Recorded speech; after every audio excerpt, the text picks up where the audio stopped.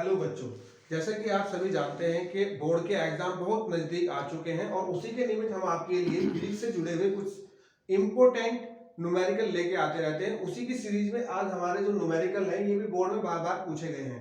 तो हमारा जो पहला न्यूमेरिकल है वो हमें दिया गया है। एक विद्युत बल्ब पर 200 वोल्ट 100 वोल्ट लिखा है। इसे 200 वोल्ट के विद्युत मेन से जोड़ने पर विद्युत बल्ब में कितनी धारा बहेगी तथा इस बल्ब का प्रतिरोध कितना होगा। इस सवाल को सोल्व करने के लिए हमारे पास कुछ फॉर्मूले लिखे हुए हैं। तो सबसे पहले ये देखते हैं कि हमें दिया क्या है। 200 वोल्ट यानी V की वैल्यू हमको दी गई है 200 वोल्ट और ये जो 100 वोल्ट लिखा है ये क्या है, शक्ति, और शक्ति को दिखाते हैं P से यानी पावर। P कितनी है, 100 वॉट।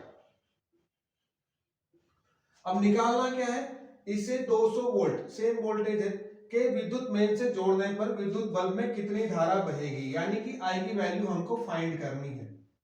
अब इसके लिए कौन सा फॉर्मूला सुटेबल है आप देख सकते हैं, P इक्वल्स टू वी आई। तो P इक्वल्स टू हमारा क्या आता है, वी आई। P की वैल्यू हमारे पास 100 है, V की वैल्यू हमारे पास 200 है और I की वैल्यू हमको फाइंड करनी है। क्योंकि 200 I के साथ मल्टीप्लाई में है तो जब मैं इसको इधर लेके आऊंगा तो ये कहां जाएगा, डिवाइड में। तो 100 बाई 200 हो जाएगा ये I इक्वल्स टू, तो 2 जीरो से 2 जीरो कट जाएंगी तो I की वैल्यू क्या आएगी, 1/2। और जब 1 को 2 से डिवाइड करेंगे तो क्या आएगा, 0.5 एम्पियर। ये आ गई आपकी धारा। दूसरा क्या निकालना है, तथा इस बल्ब का प्रतिरोध कितना होगा। प्रतिरोध निकालने के लिए हम ओम के नियम का इस्तेमाल कर सकते हैं। लिखेंगे ओम के नियम से, ओम के नियम से। ओम का नियम क्या है, I equals to V upon R. I equals to V upon R. अब चूंकि I की वैल्यू तो मैं निकाल चुका हूं इधर, तो कितनी है 0.5। V की वैल्यू हमको दी गई है 200 और R की वैल्यू हमको निकालनी है। तो R डिवाइड में कहा जाएगा, मल्टीप्लाई में। तो इधर कितना बचा, 200। R इक्वल्स टू ये 0.5 R के साथ मल्टीप्लाई में तो कहा जाएगा, डिवाइड में 0.5।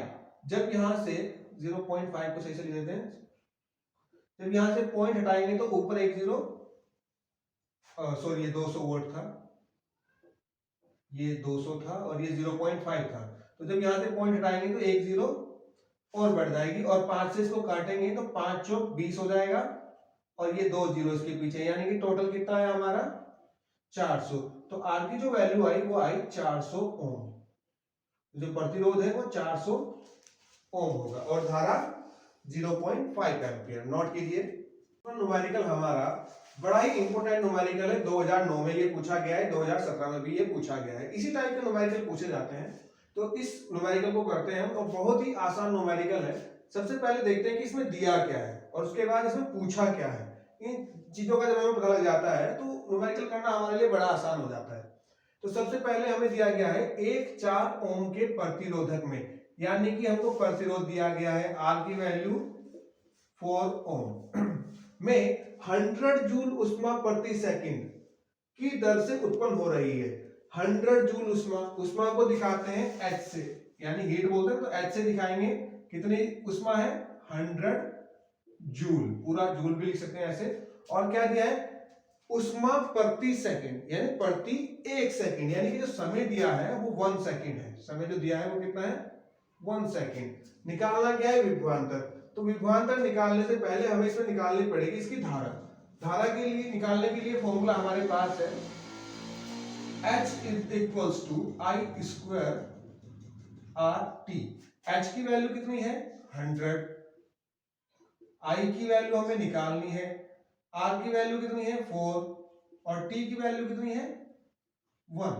तो 100 is equals to I square into 4 1 जा 4 और 4 मल्टीप्लाई में तो कहां जाएगा, डिवाइड में। कितना हो जाएगा, आई स्क्वायर बचेगा इधर। 4 से जब मैं 100 को डिवाइड करूंगा तो ये कितनी बार कटेगा, 25 टाइम्स, यानी आई स्क्वायर की जो वैल्यू आ रही है वो 25 आ रही है। जब स्क्वायर हटाते हैं तो क्या आता है, अंडर रूट, यानी आई स्क्वायर इक्वल्स टू कितना है, अंडर रूट 25। और 25 का जो वर्गमूल होता है वो कितना होता है, I इक्वल्स टू कितना आएगा ये 5, 25 का कितना आता है बाहर 5, तो ये हो जाएगा एम्पियर। धारा निकल के आ गई। निकालना क्या है विभवांतर, क्या निकालना है विभवांतर। विभवांतर निकालने के लिए हम फॉर्मूला लगाएंगे I is equals to V upon R। इसको ओम का नियम बोलते हैं, ओम के नियम से। तो ओम का नियम क्या है I equals to V upon R। क्योंकि मुझे V चाहिए, R डिवाइड में है तो कहां जाएगा मल्टीप्लाई में, तो ये हो जाएगा I R is equals to V। V को इधर लिख लेते हैं, I R को इधर लिख लेते हैं और इनकी वैल्यू रखेंगे। फिर I की वैल्यू कितनी आई हमारे पास 5, नीचे लिख देता हूं मैं यहाँ पे 5, और R की वैल्यू हमारे पास कितनी थी 4, तो 4 लिख देते हैं R की जगह पे। तो आंसर कितना है 5 4 जा 20 वोल्ट।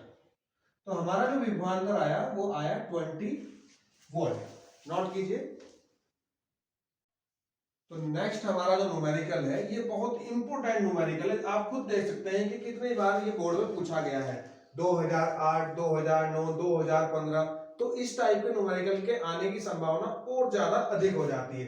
बड़ा आसान न्यूमेरिकल है, सिर्फ थोड़ा सा समझना है सबसे पहले दिया क्या है और पूछा क्या है।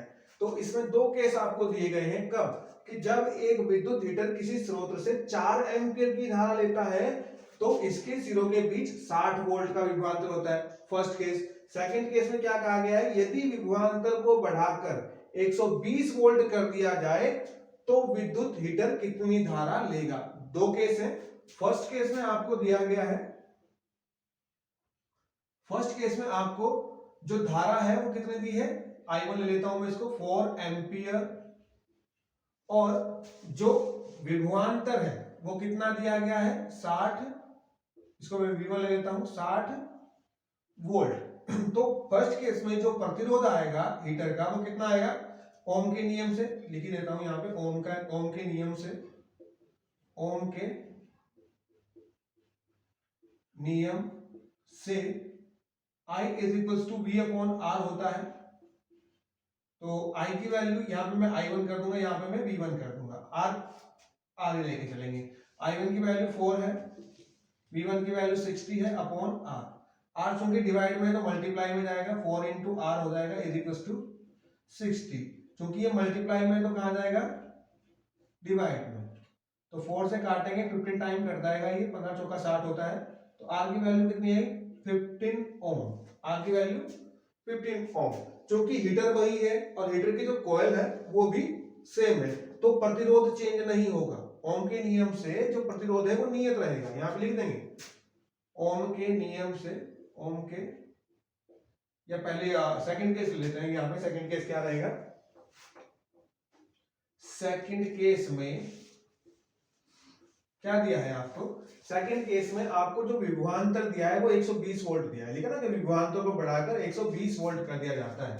तो V की वैल्यू 120 वोल्ट दी है और R की वैल्यू जो है वो 15 ओम ही आएगी, 15 ओम। ओम की क्योंकि ओम के नियम से, क्योंकि मैं इसको यहां लाइन खींचे थोड़ा अलग कर देता हूं, ओम के नियम से प्रतिरोध कांस्टेंट रहेगा यानी नियत रहेगा। तो R की वैल्यू जो हमने निकाल ली वही सेम R की वैल्यू अगले केस में भी यूज होगी।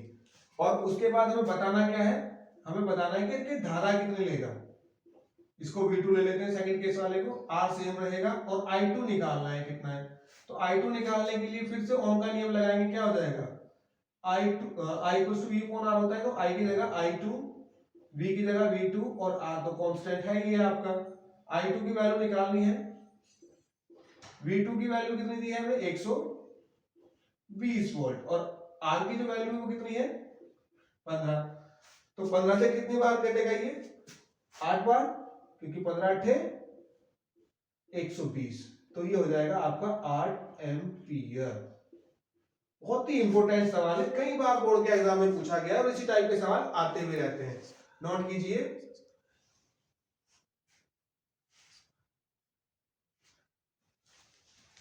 अगली वीडियो में बोल रहे हैं